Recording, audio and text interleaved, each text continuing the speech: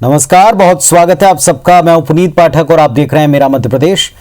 मध्य प्रदेश में गहराए संक्रमण के संकट को लेकर जबलपुर हाईकोर्ट ने सख्ती भरा रुख अपनाया। हाईकोर्ट ने कहा कि 19 बिंदुओं पर दिए दिशा निर्देशों का पालन नहीं हो रहा। इस पर मध्य प्रदेश सरकार को जवाब पेश करने के निर्देश भी दिए हैं। वहीं उत्तर प्रदेश में रोके गए ऑक्सीजन टैंकर की घटना दोबारा न हो, इसके लिए केंद्र सरकार को निर्देश दिया है। 15 मिनट की सुनवाई में हाईकोर्ट ने रेमडेसिविर इंजेक्शन की कालाबाजारी पर भी कड़ा रुख अपनाया। हाईकोर्ट ने कालाबाजारी के मामले में एनएसए जैसी कार्रवाई करते हुए अपराधियों को जेल की हवा खिलाने की बात कही। कोरोना को लेकर अन्य याचिकाओं पर हाईकोर्ट 28 अप्रैल को सुनवाई करेगा। तो इसके पहले भी हाईकोर्ट सख्त रहा है, एक बार फिर सख्ती भरे निर्देश हाईकोर्ट के आए हैं। लाइफ सेविंग ड्रग्स हैं जिनकी कालाबाजारी की जा रही है, उस पर कोर्ट ने बड़ा नाराजगी शो करी और कहा कि सख्त कार्रवाई करें, एनएसए जैसी कार्रवाई करें जो कालाबाजारी करते हुए पाए जाते हैं। और दूसरा, जो यूपी में ऑक्सीजन टैंकर रोक लिया यूपी सरकार ने, उस पर भी कोर्ट ने बोला कि भविष्य में ऐसी घटनाएं ना घटित हों। साथ में सरकार को निर्देश दिए हैं कि 19/4 के आदेश का पालन अभी तक हुआ है कि नहीं हुआ है ये बताएं, और 28 तारीख फिक्स कर दी है। हमारे सहयोगी विजेंद्र पांडे हमारे साथ में जबलपुर से जुड़ रहे हैं। विजेंद्र, एक बार फिर से कोर्ट की सख्ती भरा लहजा और रुख निर्देशों को लेकर सामने आया।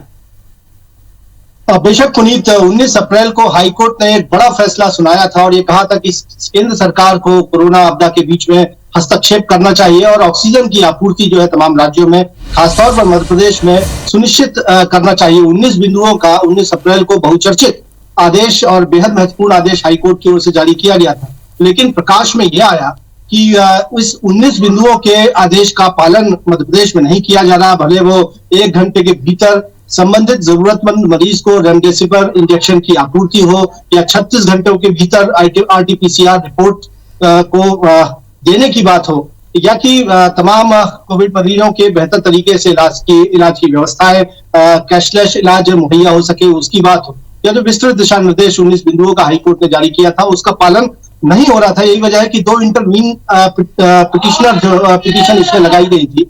एक तो हाई कोर्ट बार एसोसिएशन की ओर से एडवोकेट मनोज शर्मा की ओर से एक एप्लीकेशन फाइल की गई थी। वहीं मध्य प्रदेश के पूर्व महाधिवक्ता आनंद मोहन माथुर की ओर से भी एक इंटरवीन एप्लीकेशन फाइल की गई थी और मुख्य तौर पर इसमें यह कहा गया था कि हाईकोर्ट के 19 बिंदुओं के आदेश का पालन नहीं हो रहा और खासतौर पर बीते दिनों जिस तरह से मध्य प्रदेश को एक ऑक्सीजन टैंकर की आपूर्ति बोकारो से हो रही थी, उस ऑक्सीजन टैंकर को रोक दिया गया था झांसी के पास उत्तर प्रदेश में।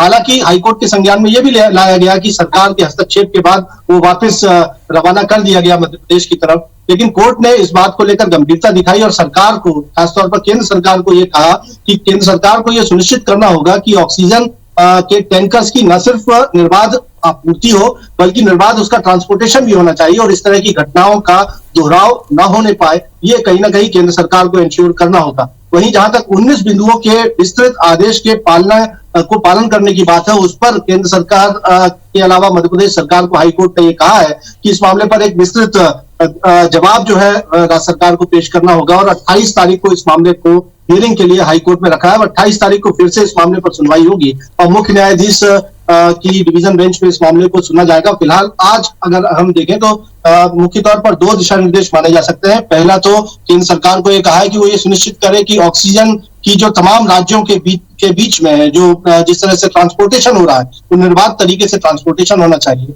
वहीं राज्य सरकार को 19 बिंदुओं के आदेश पर एक विस्तृत जवाब भी पेश करना है और 28 अप्रैल को अब इस मामले को सुनवाई के लिए रखा है।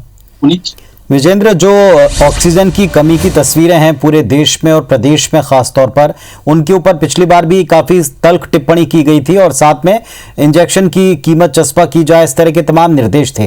क्या उसका रिव्यू हो पाया है कि उनका कितना पालन हो रहा है या इन्हीं पर डिटेल अब 28 तारीख को डिस्कस होगा? देखिए, बता दूं पुनीत की आज सरकार की ओर से, स्टेट गवर्नमेंट की ओर से एक अपना लिखित रिप्लाई फाइल किया गया है और ये कहा गया है कि हाईकोर्ट ने जो 19 अप्रैल को 19 बिंदुओं का आदेश दिया था उसको एग्जीक्यूट करने के लिए सरकार ने कई कदम उठाए हैं। ऑक्सीजन की न सिर्फ उत्पादकता बढ़ाई जा रही है, बल्कि बाहर से जो ऑक्सीजन आता है मध्य प्रदेश में उसको इंश्योर किया जा रहा है। रेमडेसिविर को बाहर से बुलाने की बात कही जा रही है, लेकिन बहुत से बिंदु हैं जिनका आप जिक्र कर रहे हैं। मसलन ऑक्सीजन की किल्लत, सरकार ने दावा किया किल्लत नहीं है, लेकिन हमने देखा कि बहुत से शहरों में या कि अस्पतालों में किल्लत की वजह से मौत की घटनाएं भी हुई। तो ये जो विरोधाभासी स्थिति है उसको कोर्ट के संज्ञान में आज इन इंटरिम एप्लीकेशंस के जरिए लाया भी गया है, और यही वजह है कि सरकार की ओर से एक जवाब तो पेश किया गया, आज रिकॉर्ड पर लिया भी गया, लेकिन ये जो विरोधाभासी स्थिति है जिस पर मसलन 1 घंटे के भीतर जरूरतमंद मरीज को रेमडेसिविर की आपूर्ति सुनिश्चित करनी है, पिछले आदेश में हाईकोर्ट ने यह साफ कहा था, दो टूक कहा था, लेकिन जब उसका पालन पूरी तरह से न होने की बात हाईकोर्ट के संज्ञान में लाई गई है, तो यही वजह है कि अब हाईकोर्ट ने एक बिंदुवार विस्तृत जवाब ये जरूर पूछा है कि 19 बिंदुओं का जो विस्तृत आदेश था मध्य प्रदेश में कोरोना आपदा और कोरोना मरीजों के इलाज के मद्देनजर हाईकोर्ट का, उसका पालन बिंदुवार किस तरह से किया जा रहा है, क्या कुछ स्टेप्स स्टेट गवर्नमेंट की ओर से उठाए गए, इसको लेकर भी अब राज्य सरकार को जवाब देना होगा। 28 तारीख को फिलहाल इस मामले पर सुनवाई होगी।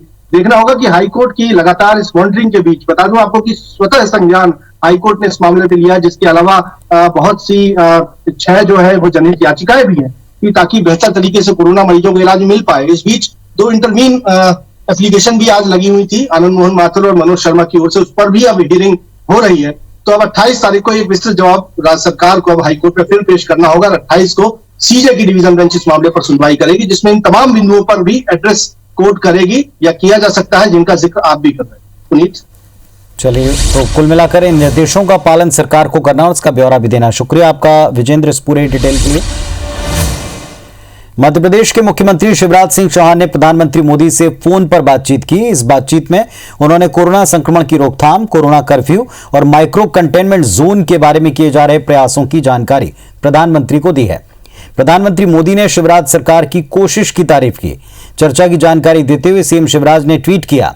उन्होंने लिखा कि पीएम मोदी के सुझाव पर अमल करते हुए हमने माइक्रो कंटेनमेंट जोन बनाकर इसका सफलतापूर्वक प्रयोग किया। इसके अच्छे परिणाम भी मिल रहे हैं। प्रधानमंत्री ने जनभावना और प्रयासों की प्रशंसा की। प्रधानमंत्री के कुशल नेतृत्व में देश और हम लोग कोरोना के खिलाफ जंग लड़ रहे हैं। हम सब ये जंग जल्दी जीतेंगे।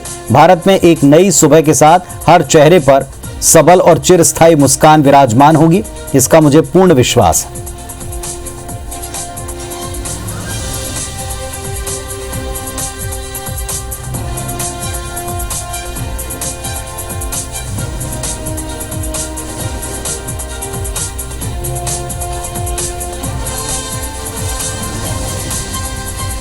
तो सीएम ने प्रधानमंत्री मोदी से बातचीत की और उसके बाद जो ट्वीट किया वो आप टीवी स्क्रीन पर देख रहे हैं। एक विश्वास जताया है, एक उम्मीद जताई है कि आने वाले वक्त में चीजें बेहतर दिशा में लगातार आगे बढ़ेंगी।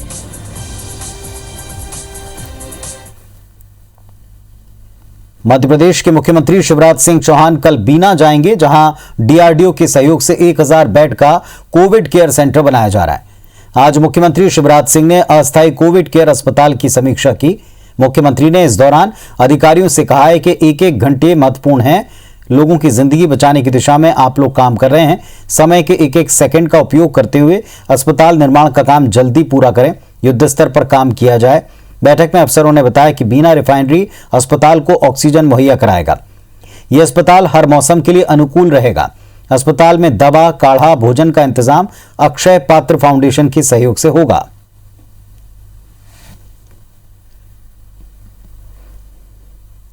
मध्य प्रदेश में कोरोना मरीजों की मदद के लिए अब सेना भी आगे आ चुकी है। भारतीय सेना ने भोपाल में अपने 3 ईएमई सेंटर में कोरोना मरीजों के लिए 150 बिस्तरों का कोविड केयर सेंटर शुरू किया है। सेना के बनाए कोविड केयर सेंटर का निरीक्षण करने प्रदेश के चिकित्सा शिक्षा मंत्री विश्वास सारंग पहुंचे।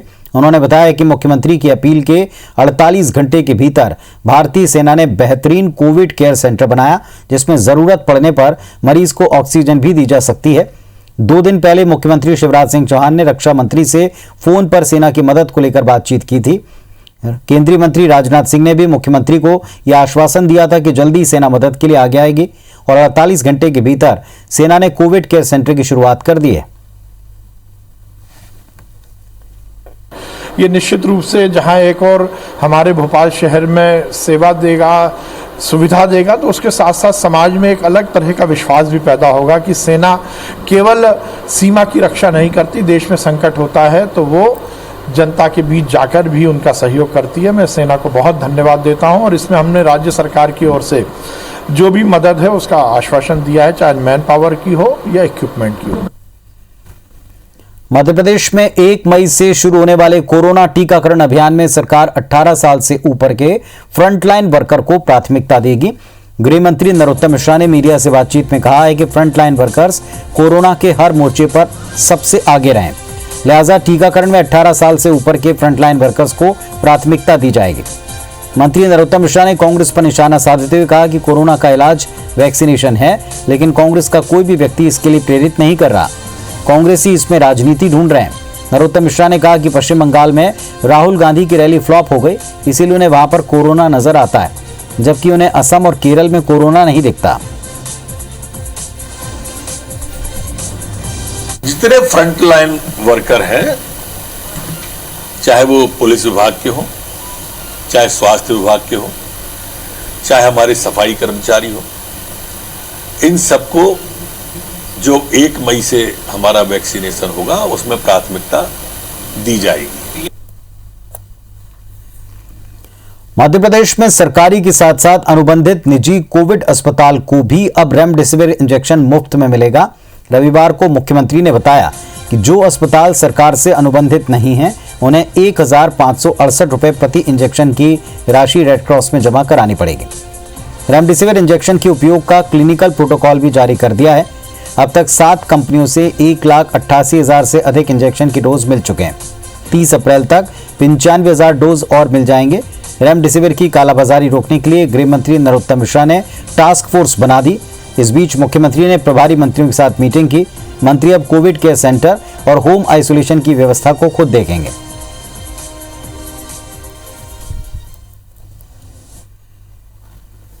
प्रदेश में कोरोना एक्टिव केस 91,000 से ज्यादा हो चुके हैं, जिनमें ज्यादातर वे मरीज हैं जो अस्पतालों में इलाज के लिए भटक रहे हैं।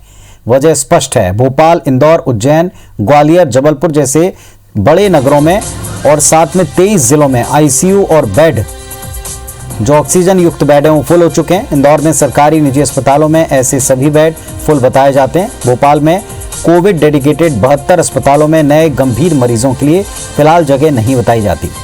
कुल बेड में से 94% भर चुके हैं। ग्वालियर के निजी अस्पताल में 22%, जबलपुर में 7%, उज्जैन में 4% आईसीयू बेड भरने अभी बाकी हैं। सरकार के सामने सबसे बड़ी चुनौती है कि जिस रफ्तार से एक्टिव केस बढ़ रहे हैं, उस हिसाब से प्रदेश के निजी और सरकारी अस्पताल में तकरीबन 10,000 बेड बढ़ाए जाएं।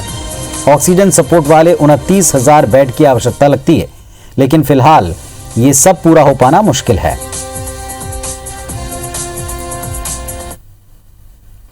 भोपाल से एक बड़ी खबर है, हादसे से जुड़ी खबर है। सड़क हादसा हुआ जिसमें 2 लोगों की मौत हो गई। हादसे के दौरान बाइक में आग लग गई। रायसेन बाईपास सड़क के ऊपर यह हादसा हुआ है। बिलखिरिया थाना क्षेत्र का मामला है।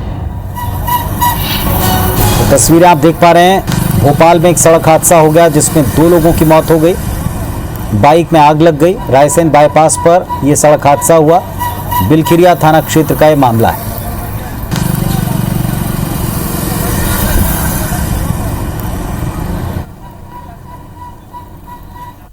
इंदौर में जनता कर्फ्यू को लेकर कलेक्टर, डीआईजी, निगम आयुक्त समेत अधिकारियों ने रेसिडेंसी कोठी पर बैठक की, जिसमें Covid centre, micro containment, vaccination और जनता कर्फ्यू में और सख्ती को लेकर बातचीत हुई।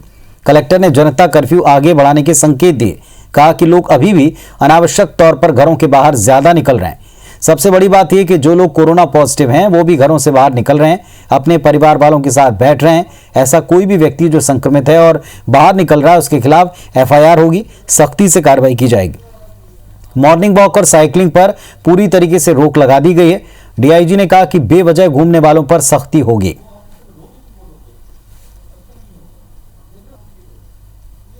ये सख्ती तो अभी आवश्यक है और ये सभी को समझना चाहिए कि ये जो सख्ती है ये उनके हित में है।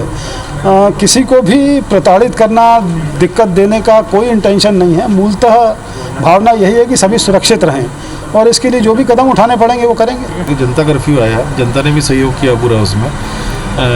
डेफिनेटली उसके रिजल्ट्स अच्छे आ रहे हैं, पर इस रिजल्ट्स को इस्टेब्लिश करने के लिए हम लोगों को ये थोड़ा अभी सख्ती रखना जरूरी है ताकि अनावश्यक मूवमेंट लोगों का ना हो। और ये बोला गया है कि मॉर्निंग वॉकर्स को सचेत करें, अगर नहीं होता है तो ये भी बोला गया है कि उनको उठा लिया जाए, जेल में डाला जाए अस्थायी जो है। साइकिलिंग भी अलाउड नहीं है अभी। तेजी से पैर पसारते कोरोना संक्रमण काल में ऑक्सीजन की किल्लत ने सरकार को चिंता में डाल रखा है। वहीं सबसे ज्यादा अस्पतालों में हाहाकार की स्थिति है। ऐसे मुश्किल वक्त में पावर ग्रिड कॉरपोरेशन ने जिला अस्पताल को ऑक्सीजन सिलेंडर उपलब्ध कराने की बात कही।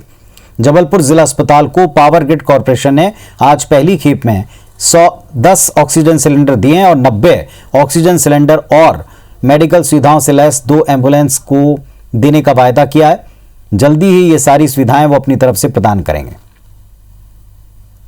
कि देश में आपदा आई हुई है, हमने पावर ग्रिड के प्रबंधन श्री गर्ग साहब से बात करी, ईडी साहब से।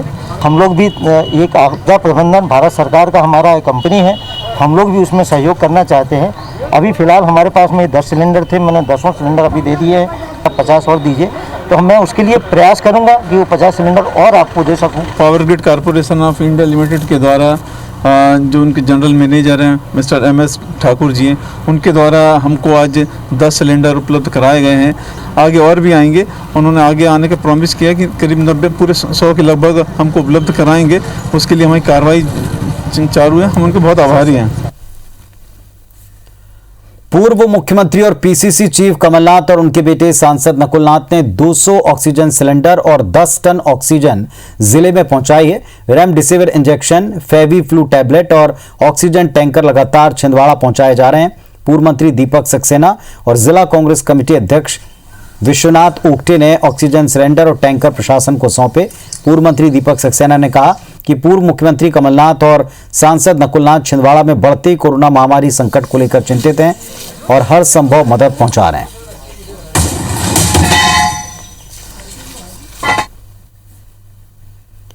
दशहरा मैदान और नेहरू स्टेडियम में प्रदेश का पहला ड्राइव इन कोविड-19 टेस्ट सेंटर बनकर तैयार है।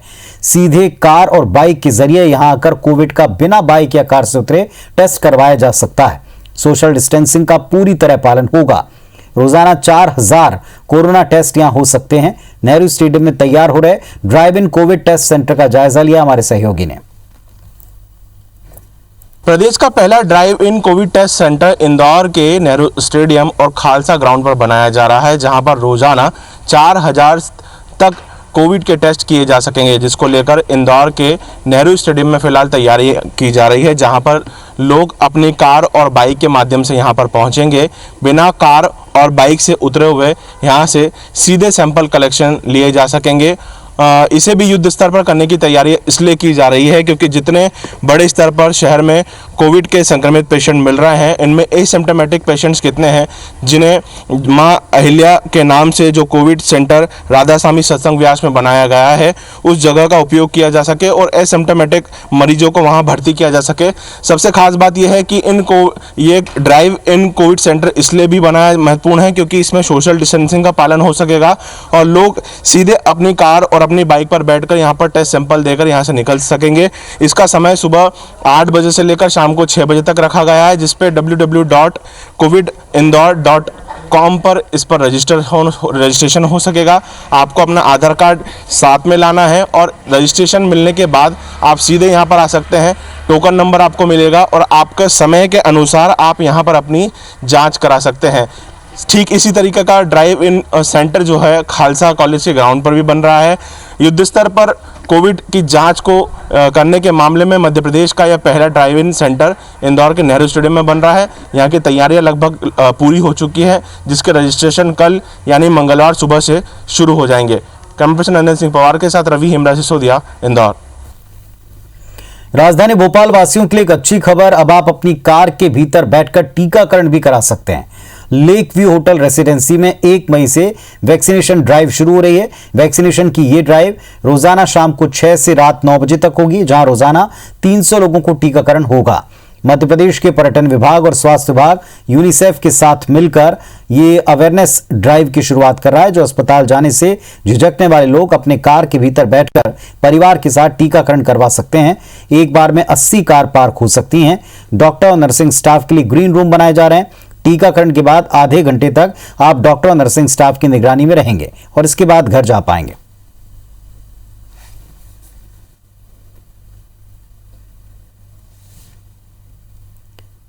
तो इस बुलेटिन में फिलहाल इतना ही। खबरों अपडेट्स के लिए आप देखते रहिए IBC 24। नमस्कार।